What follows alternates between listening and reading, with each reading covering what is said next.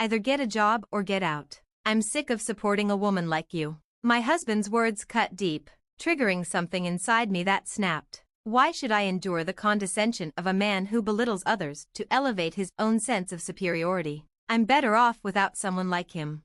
My name is Melissa. I'm 36 and I juggle work with homemaking as a freelance illustrator. I've always been passionate about art and pursued it through college. After graduating, I worked at a design firm, but when I turned 30, I decided to go independent. I wanted to express myself creatively on my own terms. At that time, I was single and excited about living life my way.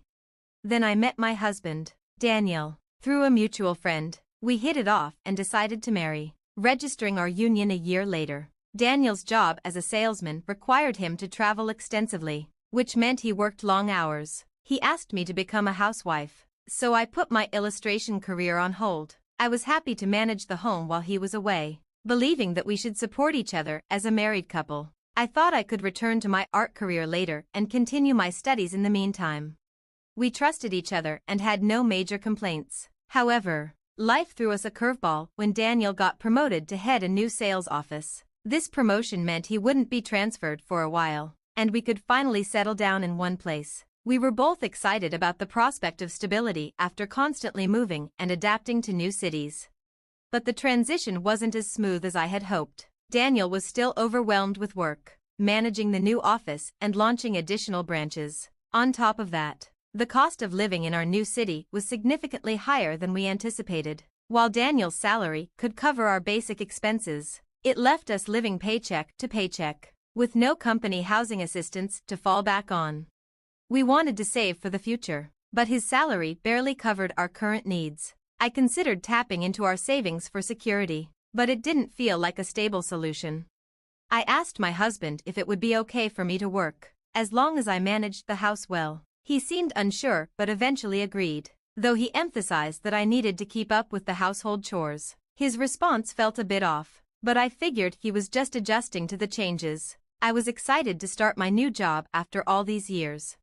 However, things began to change for the worse. My husband started criticizing the meals I prepared, which he never did before. He complained about the food being subpar and even accused me of cutting corners, which felt unfair. When I explained that I found deals on ingredients to save money, he snapped, accusing me of implying his salary was too low. I was shocked by his reaction and struggled to understand why he was twisting my words.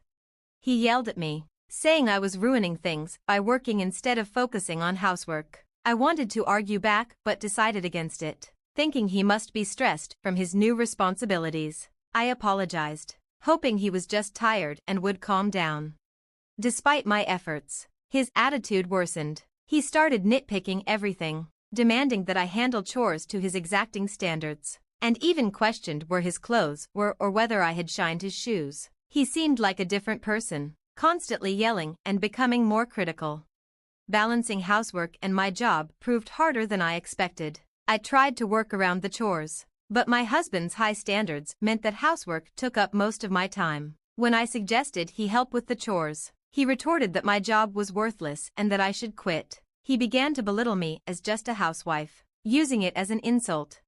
His constant criticism and refusal to help made everything feel overwhelming, and my distrust in him grew. Even though I was working, I was still treated like a housewife. I didn't understand his logic. My pay was low, but that was because he kept interrupting me, making it hard to get more work done. Frustrated, I decided to focus more on my job and do fewer chores. One day, while cleaning, I found his old pay stubs on his desk. Out of curiosity, I looked at them and was shocked to see that his salary was about half of what I had been told. I wondered where the extra money was coming from. He had supposedly gotten a promotion, so why was his salary lower? I couldn't find any old pay stubs from before the promotion, and I felt certain something was wrong. Then, my husband's uncle called. He said he had lent my husband a lot of money and was wondering when he would be paid back. It dawned on me that my husband had been covering the salary gap with loans from his uncle. I was devastated. I apologized to his uncle and promised to pay him back. Even though I felt awful, the uncle was kind and said to repay him when we could. That night, I didn't mention the debts or the pay stubs to my husband, but my frustration with him grew. He continued to belittle me, criticize my cooking and cleaning, and interfere with my work. When I tried to stand up for myself, he slammed his fist on the table and insulted me, saying I was wasting money and questioning who was providing for us. I was done with his behavior. I told him that I was doing my part and that his words were contradictory. I didn't want to put up with his insults anymore. He said I should start earning money if I wanted to complain, and I thought he should do the same. I stayed silent as he continued to insult me, saying I was a burden and that I should leave if I wasn't going to work. His triumphant look as he said these things sent a shiver down my spine. He probably thought I'd apologize, but I was ready to leave. I grabbed my packed bags and started to walk out. "You can't do anything on your own anyway," he said. I gave him a cold look and said, "I'm leaving this behind." I slapped the divorce papers I'd gotten from the city hall onto the table. He looked stunned and didn't know how to react. I told him, "Make sure you fill these out and send them soon," then left for my parents' house. I had already told them what was happening, and they welcomed me with open arms. My parents were upset about his attitude, the low income, and the debt. They strongly advised me to get a divorce, which I intended to do. My dad offered to help me find a lawyer if I had trouble with the divorce process. I thanked him for his support, hoping to end the marriage quickly. A week later, my husband showed up at my parents' house. "Did you fill out the divorce papers?" I asked. He looked nervous and said, "I'm sorry, please reconsider the divorce." I was surprised by his sudden change in attitude. Although my parents were skeptical, they agreed to let him in to talk. It turned out that his promotion was a lie. He had actually been demoted to a less important job and his salary had dropped as a result. He wasn't good at his job and had been shuffled around due to poor performance. Now, he was stuck in a low-ranking position with little chance for advancement. His pride had kept him from telling me the truth, so he had pretended to be successful to boost his ego. At home, he had taken out his frustrations on me, trying to maintain a sense of superiority. When I left, I had left a copy of my bank statement behind. Even though I earned less than he did, it was still enough to support us. He admitted that he needed me and couldn't afford the rent on his own. He asked if we could try again, promising to change and not make me suffer anymore. I was unmoved and indifferent to his tears. I simply brushed him off. "If you can't afford the rent, then just move. You can find cheaper places if you're on your own. And what about the debt to your uncle? You need to pay that back, right?" When I said this, his eyes widened. He was still trying to hide the debt and start fresh. It's hard to reason with some people.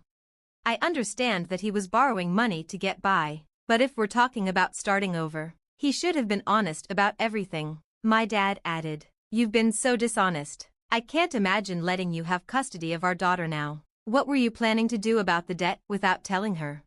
My husband didn't respond to my dad's comment. I kept pressing the issue, saying, "If you won't agree to the divorce, I'll hire a lawyer. Your abusive behavior is grounds for divorce, and I have evidence." He seemed to give up and took the divorce papers out of his bag. "I've really messed up beyond repair. It's too late now. We're strangers," he said. I took the papers and we split the small amount of savings we had. We moved out of our apartment, and I heard he quit his job. Apparently, news of our divorce made his already difficult work situation even worse.